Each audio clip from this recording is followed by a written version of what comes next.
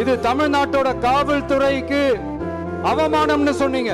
இன்னைக்கு நீங்க உத்தரவிட்டதுக்கு பேர் என்னங்க சார்? அதேதானே அன்னைக்கு நீங்க சொன்னதும் இன்னைக்கு நடக்கிறதும் அதேதானே. உங்க ஆட்சி எதுக்குங்க சார்? நீங்க உட்கார்ந்து இருக்கிற அந்த சிஎம் பதவி எதுக்குங்க சார்?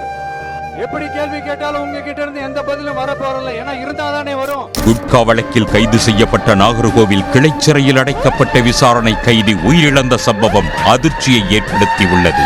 லாக்அப் டெத் என உறவினர்கள் குற்றம் சாட்டுவதன் பின்னணி என்ன?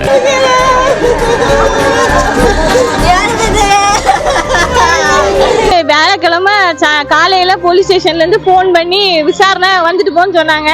என் தம்பி போனா மத்தியானம் போல போனை வாங்கிட்டு விட்டுட்டாங்க. திரும்பி மத்தியானம் அவங்க ஒய்ஃபுக்கு போனை போட்டு தெக்குதாம போலீஸ் ஸ்டேஷன்ல இருந்து ரைட்டர் அவங்க ஒய்ஃபுக்கு போனை போட்டு சொன்னா, அப்படி போனை வந்து வாங்கிட்டு போக சொல்லுங்க உங்க மாப்பிள்ளை அப்படின்னு. என் தம்பி ரெண்டாவது போய் போன் வாங்குறதுக்காக வேண்டி போயிருந்தான். போனவன விடவே இல்ல. எங்களுக்கு எந்த தகவலும் தரல. நாங்க இப்ப வந்துரும் வெயிட் பண்ணி பார்த்தா வரல. கடந்த 9ஆம் தேதி கைது செய்யப்பட்ட சபரிவர்மனை 10ஆம் தேதி தாங்கள் நேரில் பார்த்ததாகவும் அப்போது அவர் நல்ல உடல் நலத்துடன் இருந்ததாக கூறியுள்ளனர்.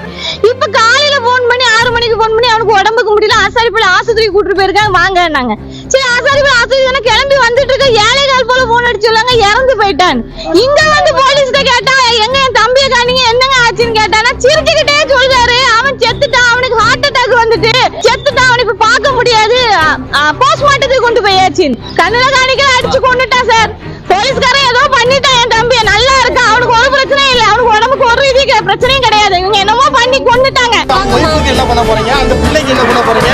பையன் செத்து போனா நல்லா இருந்த பையனை கூட்டு போயிருக்கீங்க, ஒரு நோய் கிடையாது உடம்புல, ஸ்டேஷனுக்கு கூட்டு போயிருக்கீங்க, வர சொல்லி பணமா வெளியே வந்துருக்கான். 3 நாள்ல பணமாவே வெளியே வந்துருக்கான். எப்படி கேள்வி கேட்டாலும் உங்ககிட்ட இருந்து எந்த பதிலும் வர போறல. ஏன்னா இருந்தாதானே வரும்.